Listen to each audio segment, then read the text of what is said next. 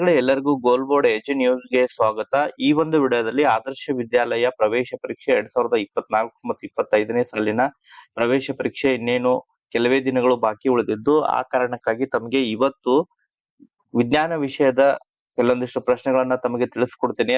ಈ ಹಿಂದಿನ ಒಂದು ವಿಡಿಯೋದಲ್ಲಿ ಈಗಾಗಲೇ ನಾವು ಗಣಿತ ವಿಷಯದ ಕೆಲವೊಂದಿಷ್ಟು ಪ್ರಶ್ನೆಗಳನ್ನ ಕೂಡ ಚರ್ಚೆ ಮಾಡಿದ್ವಿ. ಅದನ್ನ ತಾವು ಇನ್ನೂ ವೀಕ್ಷಣೆ ಮಾಡಿಲ್ಲ ಅಂತ ಹೇಳಿದ್ರೆ ಈ ಒಂದು ವಿಡಿಯೋದ ಡಿಸ್ಕ್ರಿಪ್ಷನ್ ಬಾಕ್ಸ್ ನಲ್ಲೂ ಕೂಡ ಆ ಒಂದು ವಿಡಿಯೋದ ಲಿಂಕ್ ಅನ್ನ ಹಾಕಿರ್ತೇನೆ. ಅದ್ರ ಜೊತೆಗೆ ಕಮೆಂಟ್ ಬಾಕ್ಸ್ ನಲ್ಲೂ ಕೂಡ ಪಿನ್ ಮಾಡಿರ್ತೇನೆ. ಅಲ್ಲಿಂದ ಹೋಗಿ ತಾವು ಗಣಿತ ವಿಷಯದ ಪ್ರಶ್ನೆಗಳನ್ನ ಕೂಡ ತಾವು ತಿಳ್ಕೊಬಹುದಾಗಿದೆ ಸ್ನೇಹಿತರೆ. ಈ ಒಂದು ವಿಡಿಯೋದಲ್ಲಿ ವಿಜ್ಞಾನ ವಿಷಯದ ಪ್ರಶ್ನೆಗಳನ್ನ ಕೂಡ ತಿಳ್ಕೊಳ್ಳೋಣ. ತಾವು ಇಲ್ಲಿ ಸ್ಕ್ರೀನ್ ಅಲ್ಲಿ ಕೂಡ ನೋಡ್ತಾ ಇರುವ ಹಾಗೆ ಮೊದಲನೇ ಪ್ರಶ್ನೆ ತಾವು ನೋಡ್ತಾ ಇರುವ ಹಾಗೆ, ನಮಗೆ ಗಾಳಿಯ ಅವಶ್ಯಕತೆ ಇರುವುದು. ಸೊ ನಮಗೆ ಗಾಳಿ ಅವಶ್ಯಕತೆ ಏಕಿದೆ ಅಂತ ಹೇಳ್ಕೊಟ್ಟಿದ್ದಾರೆ. ಆಪ್ಷನ್ ಎ ಅಲ್ಲಿ ವಸ್ತುಗಳನ್ನ ಉರಿಸಲು, ಆಹಾರ ತಯಾರಿಸಲು, ಉಸಿರಾಡಲು ಗಾಳಿಯು ಅವಶ್ಯಕತೆ ಅಂತ ಹೇಳಿದ್ದಾರೆ.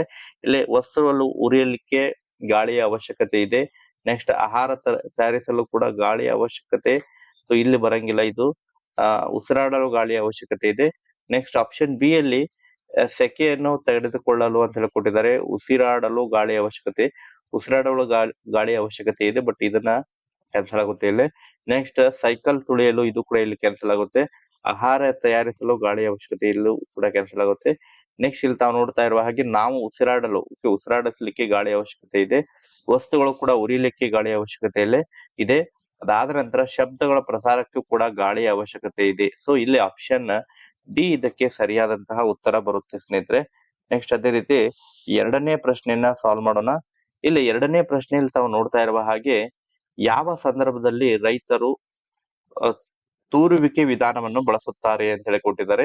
In which time farmer use the method of blowing ಅಂತ ಹೇಳಿದ್ರೆ ತೂರುವಿಕೆ, ಗಾಳಿಯಲ್ಲಿ ತೂರುವುದು. ಇಲ್ಲೇ ಆಪ್ಷನ್ ಎಲ್ಲಿ ಏನ್ ಕೊಟ್ಟಿದ್ದಾರೆ ಅಂತ ಹೇಳಿದ್ರೆ ಭತ್ತದ ಕಟಾವು ಕೊಟ್ಟಿದ್ದಾರೆ. ಭತ್ತದ ಕಟಾವು ಸಂದರ್ಭದಲ್ಲಿ ತೂರುವಿಕೆಯನ್ನು ಬಳಕೆ ಮಾಡಂಗಿಲ್ಲ, ಇದು ಬರಂಗಿಲ್ಲ. ಹುಲ್ಲಿನಿಂದ ಭತ್ತ ಬೇರ್ಪಡಿಸುವಾಗ, ಸೊ ಹುಲ್ಲಿನಿಂದ ಭತ್ತವನ್ನು ಬೇರ್ಪಡಿಸುವಾಗ ಇದನ್ನ ತೂರುವಿಕೆ ವಿಧಾನವನ್ನ ಬಳಕೆ ಮಾಡ್ತಾರೆ. ಸೊ ಇಲ್ಲಿ ಸರಿಯಾದಂತ ಉತ್ತರ ಅಂತ ಹೇಳಿದ್ರೆ ಆಪ್ಷನ್ ಬಿ ನೇ ಬರುತ್ತೆ ಸ್ನೇಹಿತರೆ. ಭತ್ತದ ಗಟ್ಟಿ ಕಾಳುಗಳನ್ನು ಬೇರ್ಪಡಿಸ್ಲಿಕ್ಕೆ ಇಲ್ಲಿ ಸಾಣಿಗೆ ಹಾಕೋದು ಬರುತ್ತೆ. ಸೊ ಇದು ಕೂಡ ಬರಂಗಿಲ್ಲ. ಭತ್ತವನ್ನು ತುಂಬುವಾಗ ಇದು ಕೂಡ ಬರಂಗಿಲ್ಲ. ಸೊ ಇದಕ್ಕೆ ಆಪ್ಷನ್ ಬಿ ಸರಿಯಾದಂತಹ ಉತ್ತರ ಬರುತ್ತೆ. ಅದೇ ರೀತಿ ಮೂರನೇ ಪ್ರಶ್ನೆ ತಾವು ನೋಡ್ತಾ ಇರುವ ಹಾಗೆ, ದ್ರವ್ಯ ಎಂದರೆ, ಮ್ಯಾಟರ್ ಮೀನ್ಸ್ ಅಂತ ಹೇಳ್ಕೊಟ್ಟಿದ್ದಾರೆ. ದ್ರವ್ಯ ಎಂದರೆ ಇಲ್ಲಿ ಕೇವಲ ಸ್ಥಳವನ್ನು ಮಾತ್ರ ಆಕ್ರಮಿಸುತ್ತದೆ ಅಂತ ಹೇಳ್ಕೊಟ್ಟಿದ್ದಾರೆ. ಇಲ್ಲೂ ಆಪ್ಷನ್ ಬಿ ಅಲ್ಲಿ ಕೇವಲ ರಾಶಿಯನ್ನು ಮಾತ್ರ ಹೊಂದಿರುತ್ತದೆ ಅಂತ ಹೇಳ್ಕೊಟ್ಟಿದ್ದಾರೆ. ಆಪ್ಷನ್ ಸಿ ಅಲ್ಲಿ ಸ್ಥಳವನ್ನು ಆಕ್ರಮಿಸುತ್ತದೆ ಮತ್ತು ರಾಶಿಯನ್ನು ಹೊಂದಿರುತ್ತದೆ. ಆಪ್ಷನ್ ಡಿ ಅಲ್ಲಿ ಮೇಲಿನ ಯಾವುದೂ ಅಲ್ಲ ಅಂತ ಹೇಳ್ಕೊಟ್ಟಿದ್ದಾರೆ.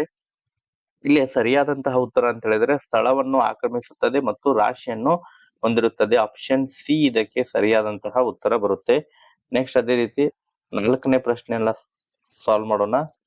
ನಾಲ್ಕನೇ ಪ್ರಶ್ನೆಯಲ್ಲಿ ತಾವು ನೋಡ್ತಾ ಇರುವ ಹಾಗೆ, ಗಾಳಿಯಲ್ಲಿ ಸಾರಜನಕದ ಪ್ರಮಾಣ. ಸೊ ಗಾಳಿಯಲ್ಲಿ ಸಾರಜನಕದ ಪ್ರಮಾಣ ಅಂತ ಹೇಳಿದ್ರೆ 78% ಸಾರಜನಕ ಇದೆ ಗಾಳಿಯಲ್ಲಿ. ಆಪ್ಷನ್ ಸಿ ಅದಂತ ಹೇಳಿದ್ರೆ ನಾವು ಕರಿತೀವಿ. ನೈಟ್ರೋಜನ್ ಕ್ವಾಂಟಿಟಿ 78% ಇದೆ.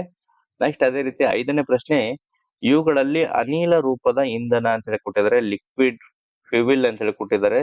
ಸಾರಿ, ಗ್ಯಾಸಿಯಸ್ ಫ್ಯೂವಿಲ್. ಗ್ಯಾಸಿಯಸ್ ಫ್ಯೂವಿಲ್ ಅಂತ ಹೇಳಿದ್ರೆ ಪ್ಯಾರಾಫಿನ್ ಗ್ಯಾಸಿಯಸ್ ಬರಂಗಿಲ್ಲ, ಲಿಕ್ವಿಡ್ ಬರುತ್ತೆ. ಮಿಥೆನಾಲ್ ಲಿಕ್ವಿಡ್ ಬರುತ್ತೆ. LPG ಗ್ಯಾಸಿಯಸ್ ಫ್ಯೂವಿಲ್ ಬರುತ್ತೆ. ಆಪ್ಷನ್ ಸಿ ಇದಕ್ಕೆ ಬರುತ್ತೆ. ಡೀಸೆಲ್ ಕೂಡ ಬರಂಗಿಲ್ಲ. ಆಪ್ಷನ್ ಸಿ ಸರಿಯಾದಂತಹ ಉತ್ತರ ಬರುತ್ತೆ. ನೆಕ್ಸ್ಟ್, ನಾಯಿಗೆ ರೊಟ್ಟಿಯು ತುಂಡನ್ನು ತೋರಿಸಿದಾಗ ಜೊಲ್ಲು ಸುರಿಸುತ್ತದೆ. ಇದು when piece of a bread is shown to the dog, it secretes a saliva. ಇದು ಪ್ರಚೋದನೆಗೆ ತಕ್ಕ ಪ್ರತಿಕ್ರಿಯೆ ಬರುತ್ತೆ. ಪೋಷಣೆ ಬರಂಗಿಲ್ಲ, ವಿಸರ್ಜನೆ ಕ್ರಿಯೆ ಬರಂಗಿಲ್ಲ, ಸಂತಾನ ಪ್ರತಿಕ್ರಿಯೆ ಬರಂಗಿಲ್ಲ. ಪ್ರಚೋದನೆಗೆ ತಕ್ಕ ಪ್ರತಿಕ್ರಿಯೆ ಬರುತ್ತೆ. ಆಪ್ಷನ್ ಡಿ ಇದಕ್ಕೆ ಸರಿಯಾದಂತಹ ಉತ್ತರ ಬರುತ್ತೆ ವಿದ್ಯಾರ್ಥಿಗಳೇ. ನೆಕ್ಸ್ಟ್ ಏಳನೇ ಪ್ರಶ್ನೆಯನ್ನ ಸಾಲ್ವ್ ಮಾಡೋಣ. ಇಲ್ಲಿ ಏಳನೇ ಪ್ರಶ್ನೆಯಲ್ಲಿ ತಾವು ನೋಡ್ತಾ ಇರುವ ಹಾಗೆ, ಅತಿ ಹೆಚ್ಚು ಜನರು ಏಕಕಾಲದಲ್ಲಿ ದೂರದ ಪ್ರಯಾಣ ಬಳಸಬಹುದಾದಂತಹ ಸಾರಿಗೆ ಯಾವುದು ಅಂತ ಹೇಳಿ ಕೇಳಿದರೆ, ದೂರದ ಪ್ರಯಾಣ ಬಳಸಲಿಕ್ಕೆ ಅತಿ ಹೆಚ್ಚು ಜನರು ಅಂತ ಹೇಳಿ ಕೇಳಿದರೆ ಹ್ಯೂಜ್ ಪೀಪಲ್ಸ್, ಅತಿ ಹೆಚ್ಚು ಜನರು ಅಂತ ಹೇಳಿದ್ರೆ ಇಲ್ಲಿ ವಾಯು ಮಾರ್ಗ ಬರಂಗಿಲ್ಲ, ಜಲ ಮಾರ್ಗ ಬರಂಗಿಲ್ಲ, ರೈಲು ಮಾರ್ಗ. ಸೊ ರೈಲು ಮಾರ್ಗ ಇದಕ್ಕೆ ಬರುತ್ತೆ.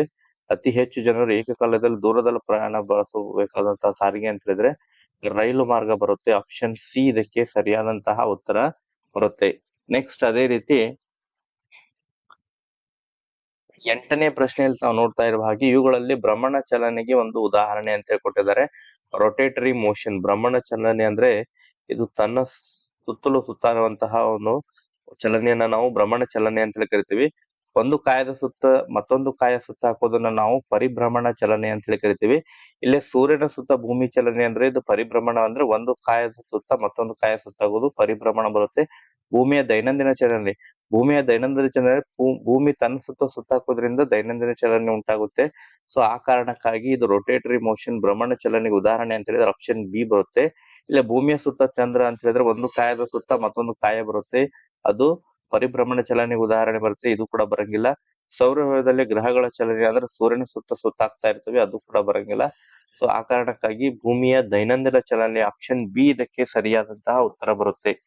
ನೆಕ್ಸ್ಟ್ ಅದೇ ರೀತಿ 9ನೇ ಪ್ರಶ್ನೆ, ವಸ್ತುವೊಂದನ್ನು ಮೇಲಕ್ಕೆ ಎಸೆದಾಗ ಅದು ಮರಳಿ ಕೆಳಕ್ಕೆ ಬೀಳಲು ಕಾರಣ ಅಂತ ಹೇಳಿದ್ರೆ ಇಲ್ಲಿ ಘರ್ಷಣ ಬರಂಗಿಲ್ಲ.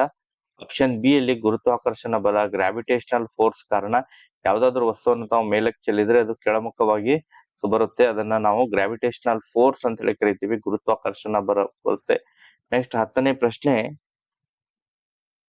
ಇಲ್ಲಿ 10ನೇ ಪ್ರಶ್ನೆಯಲ್ಲಿ ಪ್ರಚನ್ನ ಶಕ್ತಿ ಮತ್ತು ಡ್ಯಾಶ್ ಗಳ ಒಟ್ಟು ಮೊತ್ತವನ್ನು ಯಾಂತ್ರಿಕ ಶಕ್ತಿ ಎನ್ನುವರು ಅಂತ ಹೇಳಿ ಕೊಟ್ಟಿದ್ದಾರೆ.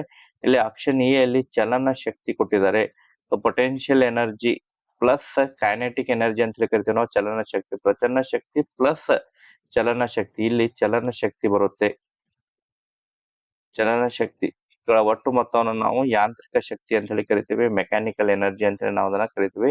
ಸೊ ಆಪ್ಷನ್ ಎ ಇದಕ್ಕೆ ಸರಿಯಾದಂತಹ ಉತ್ತರ ಬರುತ್ತೆ. ಈಗ 11ನೇ ಪ್ರಶ್ನೆ, ಡೋಲನ್ನು ಜೋರಾಗಿ ಬಡಿದಾಗ ಶಬ್ದ ಉಂಟಾಗುತ್ತದೆ, ಈ ಕ್ರಿಯೆಯಲ್ಲಿ ಶಕ್ತಿ ರೂಪಾಂತರ. ಸೊ ಡೋಲು ಜೋರಾಗಿ ಬಡಿಯೋದು, ಇಲ್ಲೇ ಸ್ನಾಯುಗಳ ಶಕ್ತಿಯನ್ನ ಬಳಕೆ ಮಾಡ್ತೀವಿ. ಸೊ ಅಂತ ಸಂದರ್ಭದಲ್ಲಿ ಶಬ್ದ ಉಂಟಾಗುವುದು, ಶಬ್ದ ಶಕ್ತಿ ಬರುತ್ತೆ. ಸೊ ಮಸ್ಕ್ಯುಲರ್ ಪವರ್ ಲಿಂದ ಸೌಂಡ್ ಎನರ್ಜಿ ಉಂಟಾಗುತ್ತೆ. ಸೊ ಆ ಕಾರಣಕ್ಕಾಗಿ ಆಪ್ಷನ್ ಎ ಇದಕ್ಕೆ ಸರಿಯಾದಂತಹ ಉತ್ತರ ಬರುತ್ತೆ. ಅದೇ ರೀತಿ 12ನೇ ಪ್ರಶ್ನೆಯಲ್ಲಿ ತಾವು ನೋಡ್ತಾ ಇರುವ ಹಾಗೆ ಸೂರ್ಯನಿಂದ ಅತ್ಯಂತ